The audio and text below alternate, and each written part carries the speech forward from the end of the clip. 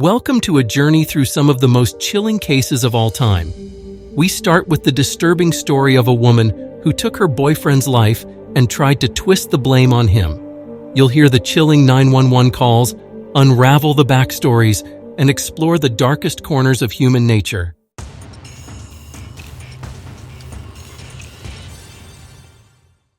This woman tried to hide the truth after taking her partner's life. No from you, please. Hiya. I need the police. I need some assistance, please. Okay, why do you need the police? Yeah, do I?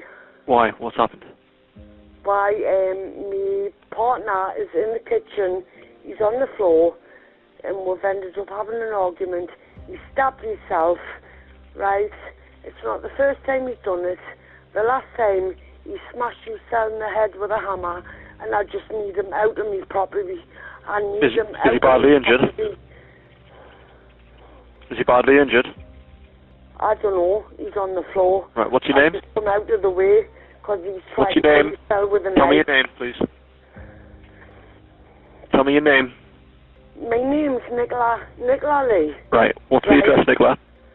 And you don't know how bad the injury is, no? Is he conscious? I don't know. I've come out of the way because he's trying to sell about it. He punched me all over, and he's tried to cut himself with a knife, and he's lying on the floor.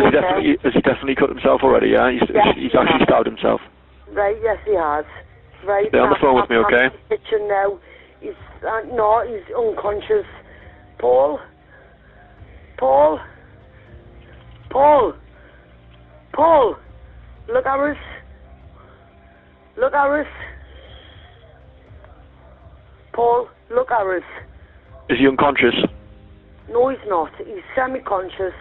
He stabbed himself in the chest, right? Has he lost a lot of blood? No. No. What's he used to stab himself? Time, man. And I'm sick of it because he does it on purpose and he blames me. Paul. What's he used to stab himself? Knife. Right, what sort of knife has he used, Nicola? It's a big kitchen knife. I'm going to turn the music down because I've been sitting in the kitchen with him all night. Right, he's a lunatic. And I'm sick of this Paul. Paul, stop it. Is he still conscious, Paul, yeah? Look at us. Paul, look at us. Paul. Paul. Look at us. Look at us. No, he's not. He's semi-conscious. Right. What's Paul's surname? His name's Paul Taylor.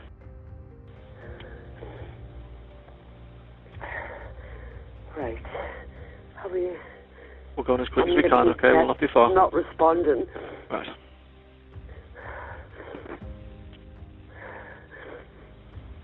We're not far now, okay? Paul. Paul. Please, baby. Please. Please. Please, baby. The door's open. Please. I'm in the kitchen with him. Please. Step away from the door, Nicola, come away. Step away from him. Go on there, come to me, come in. You're doing it. Step down and watch him. Lie down. On March 31, 2019, Nicola Lee's home on Thames Avenue in Jarrow, England, became the scene of a devastating incident. Paul Taylor, Nicola's partner, was found with fatal injuries, leading to a complex investigation. Lee claimed that Taylor had injured himself, asserting that she was not responsible for his demise.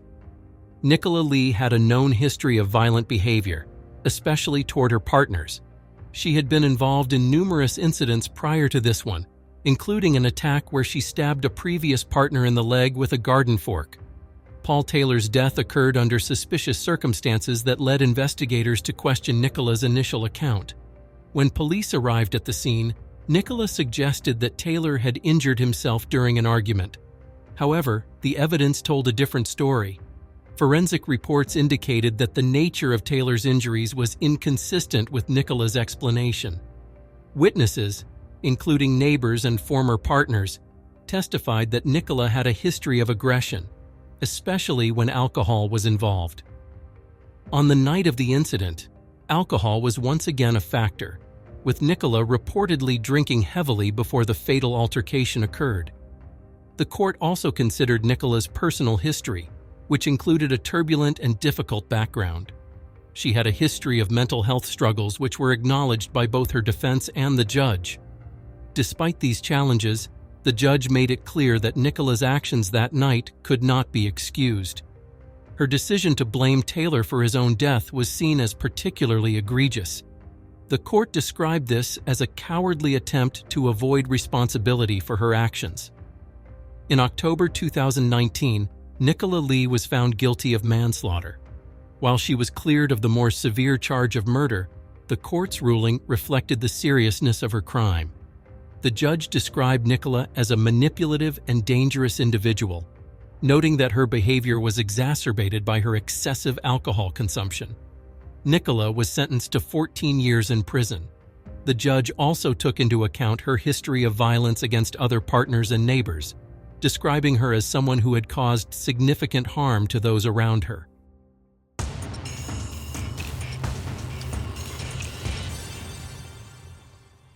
This is the story of a social media conflict that spiraled out of control and took 2 lives. 911, what's your emergency? Hello? Can I help you? Hello? My name is... There's a warrant out for my husband Richard Latimer's arrest in Howland Township as of last night. I was at Main Street in Weathersfield. He shot a man with a gun, put me and my daughter in our car, and I ran. I'm at the Taco Bell on 46th, sir. Please go to Main Street. He was there with the gun. He shot the man. Please, sir, help me. He's coming after me and my daughter. Okay, are you staying at the Taco Bell then? I'm at the Taco Bell using somebody's phone, sir. He took my phone. I have no shoes on my feet. I'm in a 2003 Buick Rendezvous. It's white, sir. I got to transfer you over to Weathersfield so they can send somebody to the Main Street address, and then I'm going to send one of my officers down to speak to you. So do not Okay, thank you. Hold on, don't hang Okay, up. I won't leave. I won't leave. Hey, don't hang up. I won't hang up. No, man, please. I want her in the car in case he comes here. Baby, you have to stay here. John, the cops are on their way, baby. You hear the sirens? They're coming here right now to help us. Hold on, ma'am. She's advising that there was possibly a shooting in Mill Ridge. And she's in here in Austintown, so I have one of our officers going to her, but she needs Weathersfield to go to that address. What's the address? He's not in an apartment, man. He's in a house at Main Street. You think he was shot, or did you think he shot? No, my husband shot another man. My husband tried to kidnap me and my daughter. He had a gun, ma'am. The man is there. I saw him shoot him, and he made me and my daughter leave the house. He tried to get in the car with us, and I locked the doors, and I took off down the street, and I came to where there were people, because I don't have a phone. He took my phone. Okay. Where is your husband? Richard Latimer is my husband. He's the one who shot the man. Okay, where's Richard? He was on foot, ma'am, with the gun, and I took off with our 9-year-old daughter. What kind of gun was it? I don't know. I don't know anything about guns, ma'am. I don't know. All right. Was it a handgun? Was it a rifle? Was it a shotgun? It was a handgun. He was holding it. It was black. That's all I saw. I'm on the phone. The police are on their way. Okay, somebody needs to pick up my board, please. He said there's an officer. My name is... The police are coming. They're going to be here. Yes. Do you know who the man was that your husband shot? Yes, his name is Dan Blevins. Sir, I don't know if he was driving. All I know is he broke through the back window of the house. Okay. Richard broke through the back window? Yes, ma'am. We're good, baby. The cops are on their way. They're coming. Oh, my God, I need a cigarette. Okay. He said he was going to kidnap you and who else? My daughter, my 9-year-old daughter. Did you see Dan get shot? I saw him shoot him, yes, ma'am. I didn't see, like, any blood or anything. I panicked. I did what he told me to do. Okay, so then how did you get away? My car was parked in the garage. He took Van's keys, opened the garage, told me and my daughter to get in. The story begins on February 12, 2017, when a domestic conflict erupted between Richard Latimer and his wife Candace. The tension in their relationship had been building due to Richard's anger over Candace's communication with Van Blevins, a man she had been messaging on Facebook. Hours later, events took a deadly turn at Van Blevins' house on Main Street in Mineral Ridge, Ohio. Richard Latimer, determined and armed, entered Blevins' home by breaking in through a rear window. Inside, Candace and her daughter were with Blevins when Richard confronted them. He fired multiple shots, fatally striking Van Blevins while forcing Candace and her daughter to leave with him. In a desperate attempt to escape, Candace fled with her daughter to a nearby Taco Bell, where she made the frantic 911 call that would soon lead police to a double crime scene. Candace told the dispatcher that her husband had just shot a man and had tried to kidnap her and their daughter. Police quickly arrived at the scene, where they found Blevins dead from the gunshot wounds inflicted by Richard. Hours after the fatal shooting, authorities used cell phone tracking technology to locate Richard. Police identified his vehicle and approached him. Richard, armed with a gun, refused to comply with the officers' repeated demands to drop his weapon. Feeling that their lives and those of bystanders were in danger, the officers were forced to open fire. Richard was critically wounded and transported to a nearby hospital, where he later died from his injuries. The aftermath of this tragic event left many questions unanswered. Richard's rage, triggered by a domestic dispute and amplified by social media interactions, led to the loss of 2 lives in one night. Candace's 911 call, capturing the raw emotion and fear of the moment, remains a key piece of evidence in understanding the chain of events.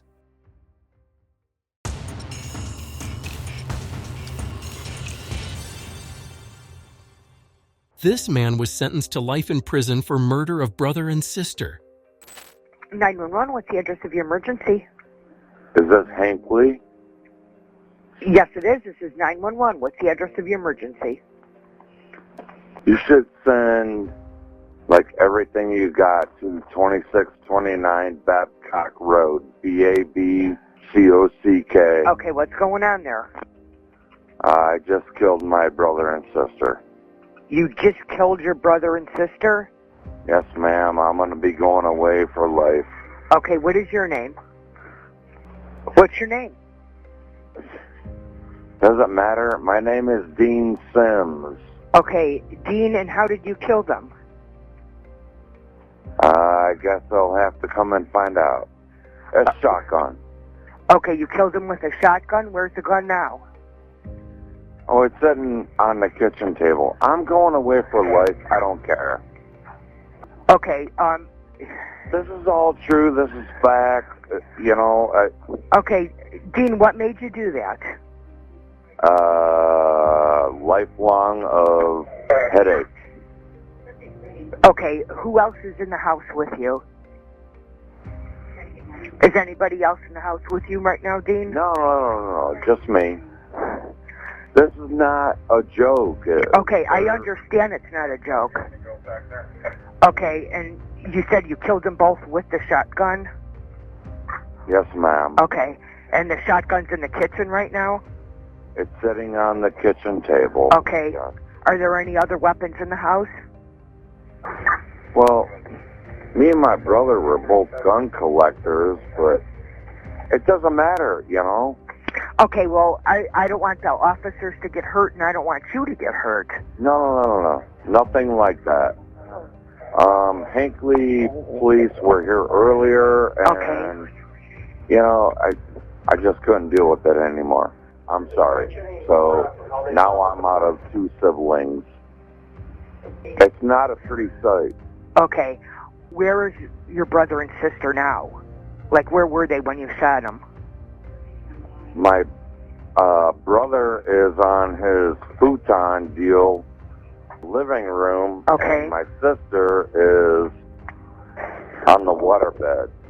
Okay, where's the water The bed? waterbed room, which is on the same, ground floor, whatever. Okay.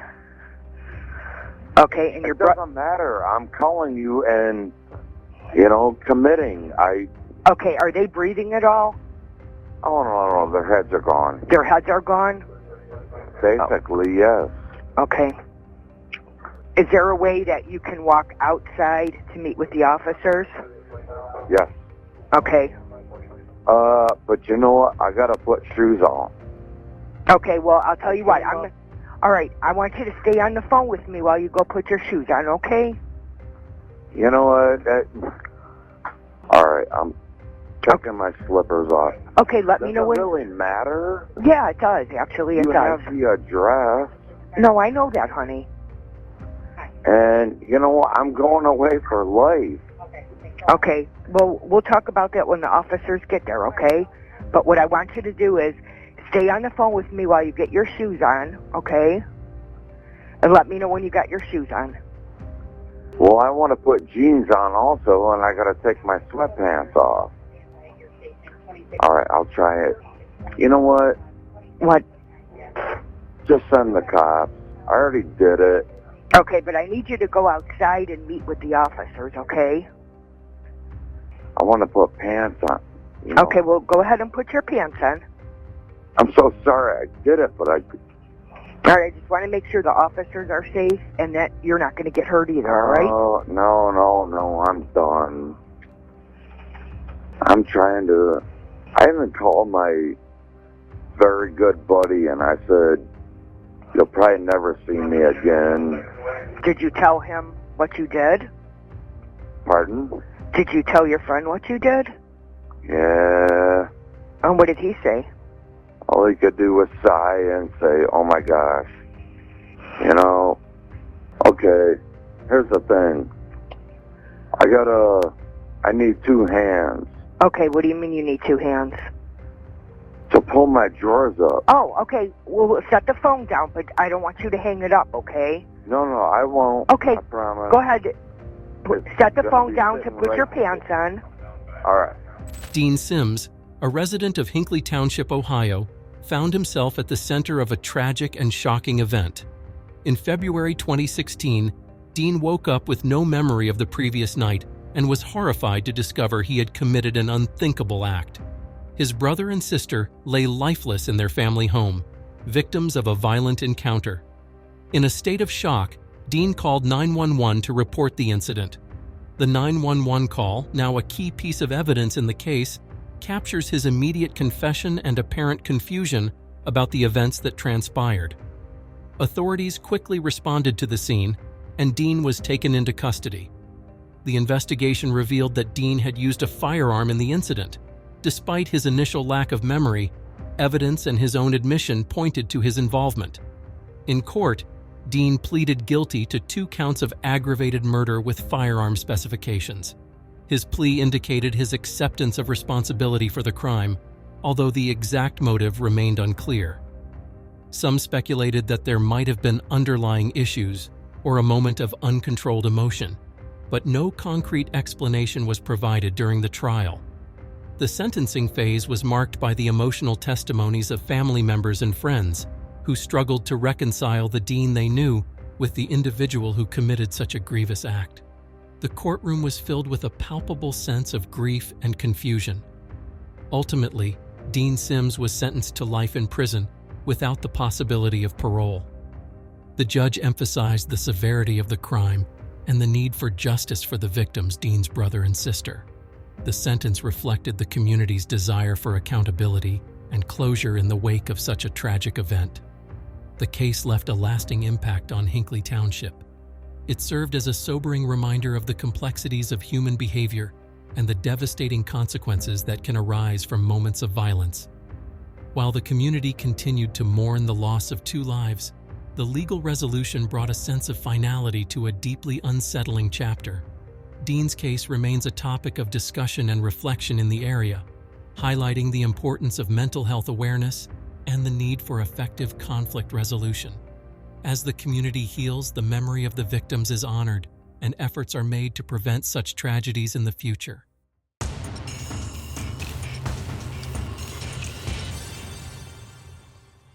In a startling 911 call, Ashley Sherman desperately pleaded for help as her husband, NFL star Richard Sherman, spiraled out of control. I need officers to my house now. My husband is drunk and belligerent, threatening to kill himself. Stop. What's the address? Are there any weapons? Stop. No, there's no gun. I'm saying there are no weapons, ma'am. There are no weapons. You need to stop interrupting me so I can get the information I need to get officers expedited. I need officers here now. What's he doing that you think he's going to harm himself? He's being aggressive. He has sent text messages. He's trying to leave now in the house. He's being aggressive. He's wrestling with my uncle. He's threatening to kill himself. He has sent text messages to people saying he's going to hang himself.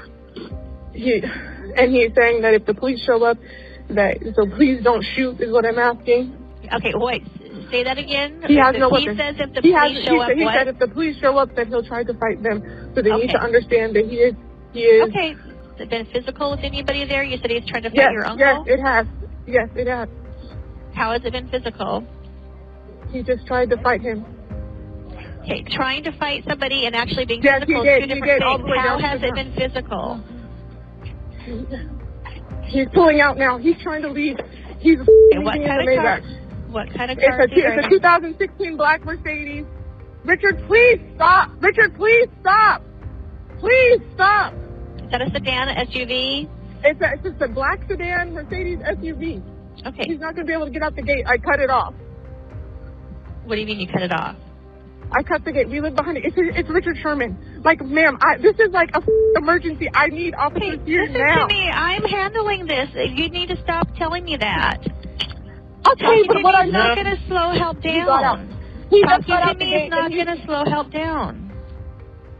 Okay, well, what I need to know is that What's your name? My name is Ashley Sherman. Do you know what his date of birth is? 3/30/88. Okay, slow down so I can understand you. What's the date of birth? March 30th, 1988. March 30th, 1988. His name is Richard Kevin Sherman. Does anybody need an ambulance there? You said it was physical. No, we don't need an ambulance. Okay. And he does not have any weapons or access to weapons? No. Okay, and how much has he had to drink tonight? 2 bottles. 2 bottles of what? Now, a vodka and Hennessy. Okay, hard alcohol. It's alcohol. He's intoxicated. Okay, sir. I'm only going to talk to one person, so please put the phone down Well, and talk to Ashley. Okay, is the sheriff on the way? Okay, listen, it's over on dispatch, okay? Talking to me is not going to slow anything else down. Someone is killed, bro, like... Okay, I'll let you off the line. The officers have the information. I'm worried that he may go to my parents' house in Redmond. Okay, have you called your parents? Have you called your parents? Yes, we're on the phone. We're on the phone with my dad right now. Okay, so if he shows up there, then they can call 911. I'm trying to get someone to respond. Okay. Hello? No, my dad is sick Ashley. and has cancer, and Rick's dad, please stop. Ashley? Yeah. I'm going to let you off the line. You understand, we already have... I understand, ma'am, but we already have an ERPO order. We've tried to get everything, and this is like... Okay, I have all the information over on dispatch. I'm going to let you off the line because there isn't anything I can help you with here. Just tell your parents if he shows up there that they need to call 911. Okay. So the officers have all the information to be on the lookout for him. In July 2021, a frantic call to 911 was made by Ashley Sherman, the wife of NFL star Richard Sherman. Ashley was clearly distressed as she reported her husband's erratic behavior. The call revealed a deeply troubling situation. Richard Sherman, known for his on-field intensity, was now facing a personal crisis at home. The incident occurred in Redmond, Washington, late at night. Richard had been drinking heavily and had become aggressive, leading Ashley to fear for his and her family's safety. As the call unfolded, Ashley's anxiety was palpable. She described how Richard had consumed a large amount of alcohol and was threatening to harm himself. She pleaded for assistance, emphasizing the urgency of the situation. Ashley also expressed her fear that Richard would drive to her parents' house and potentially harm them. This added a layer of urgency to her plea for help. as she was desperate to prevent the situation from escalating further. Law enforcement was dispatched immediately. Upon arriving at the scene, they found Richard Sherman attempting to force his way into his in-laws' house. The situation escalated as Richard resisted arrest, leading to a physical altercation with the officers. Richard Sherman was eventually subdued and taken into custody. He faced multiple charges, including domestic violence-related offenses, resisting arrest, and malicious mischief. The incident sent shockwaves through the sports world. Richard Sherman, a respected and accomplished athlete, was now under intense scrutiny for his off-field behavior. In the aftermath, Sherman expressed remorse for his actions, acknowledging his struggles and committing to seek help. Despite the turmoil, Ashley stood by him, and the couple worked together to address the underlying issues. Their marriage faced significant challenges but ultimately survived, demonstrating their commitment to each other and their family. Richard Sherman's case highlights the importance of mental health and the need for support systems for individuals, regardless of their public persona.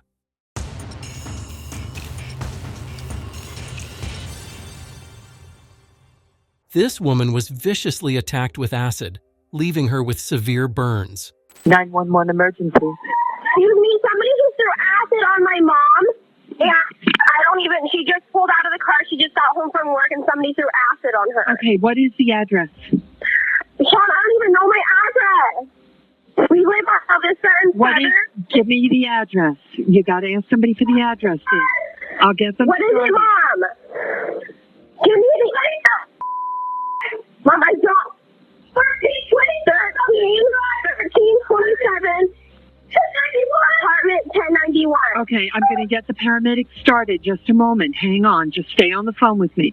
Okay. So that's what's the name of the apartment complex? Vista Grove. Okay, just a moment. Let me get them started. Hold on just a second. What do I do? She has acid on her body. Just wait for the paramedics. Hang on one second. I do have the address now. She's in the shower right now. No, don't tell her not to go in the shower until we get the information. She said not to go in the shower until you get the paramedics. Okay. She's already in the shower. Tell them not to have her in the shower. Okay. Not to have you in the shower. Mom, who threw acid on you? Some woman. Okay, so your mother is conscious, alert, and breathing right now, correct? Yes, she's Does screaming. She know who the person is that threw Mom, the acid? you know who the person is that threw acid on you? My mom does not know who she is. Okay, hang on one second. Was she in the apartment complex, Mom? Some lady in the apartment complex. Okay, is your mother still in the shower? No, she just got out of the shower. Okay, all right, hang on. I tell her I do have police and paramedics on the way. Okay. Does she need to dry off? I have to. I am not medically trained on getting them to you, okay? But I need you to give me some more information. Hang on one second.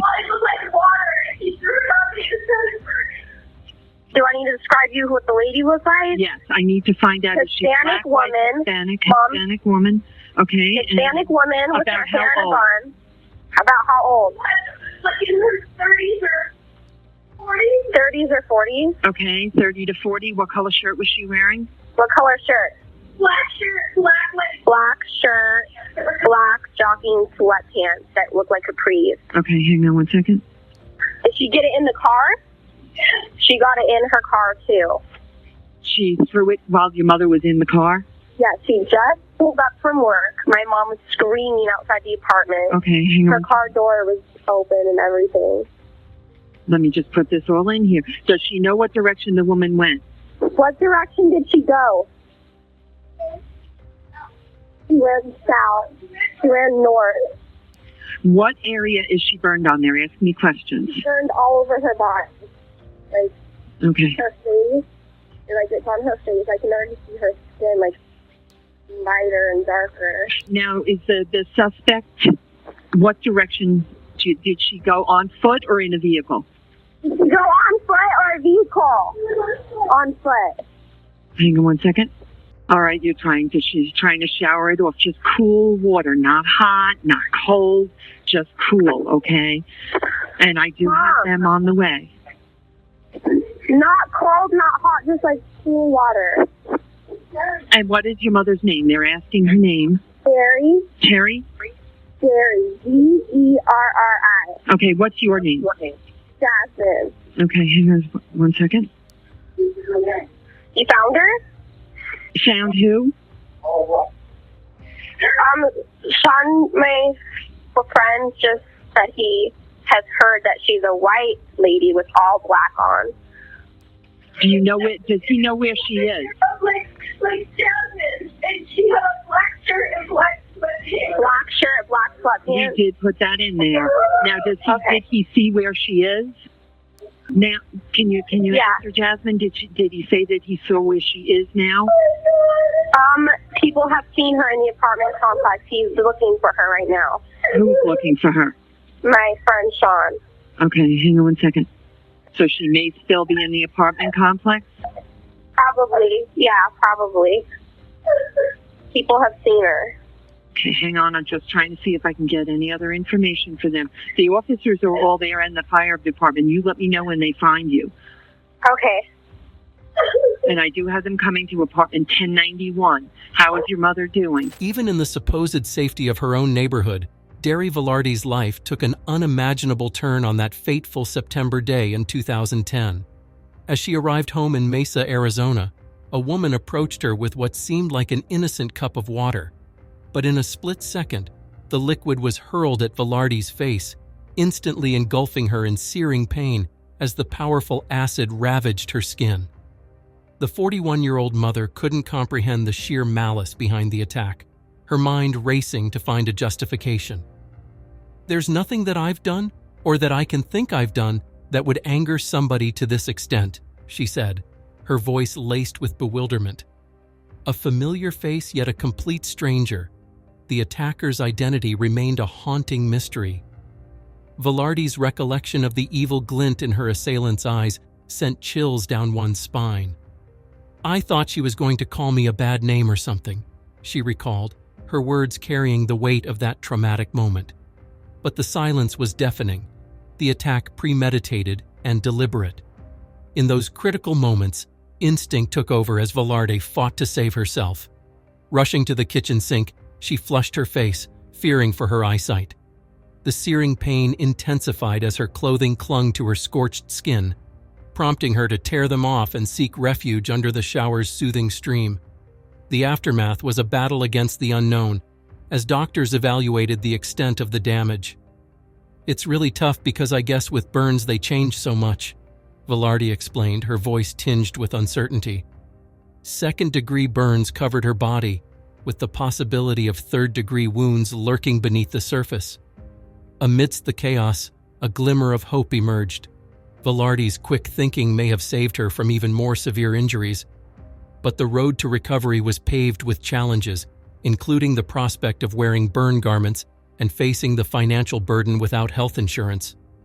Yet, through it all, Velarde has a positive view about the attack. "I'm blessed to be here. It could have been a gun. It could have been worse," she said. As the investigation continues, the motives behind this heinous act remain shrouded in mystery.